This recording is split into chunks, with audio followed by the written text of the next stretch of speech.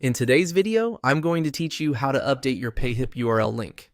If you want to change the URL connected to your Payhip store, the process is pretty simple and it only takes a few moments once you know where to look. This is useful if you're rebranding, changing your store name, or just want a cleaner and more professional link for your audience. To get started, head over to your Payhip dashboard.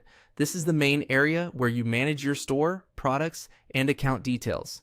Make sure you're logged into the correct Payhip account before making any changes, especially if you manage more than one store. Once you're on the dashboard, look for the account section and click on it. This is where Payhip keeps your personal and store-related account options. After that, click on Settings. The Settings page is where you can update important details tied to your account, including the part of your store link that people use to find you. When you're inside Settings, scroll down until you find the username field. This field is important because your Payhip URL is based on the username attached to your account.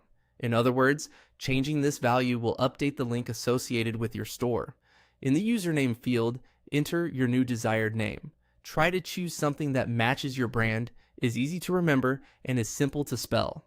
That can make it easier for customers to type in your link, share it, and recognize your store online. If the name you want isn't available, you may need to try a slight variation that still fits your branding. As you type in the new username, Tostinte, double check it carefully before confirming the change. Since this affects your store URL, even a small typo could make your link harder to use or less professional than intended. It's a good idea to keep the name consistent with your social media handles or business name whenever possible. And that's it. Once you've updated the username field with your new desired name, your Payhip URL link will reflect that change. After updating it, remember to review anywhere your old Payhip link may be listed, such as your website, social profiles, link in bio pages, email signatures, or marketing materials, so everything stays up to date. That's how to update your Payhip URL link quickly and easily.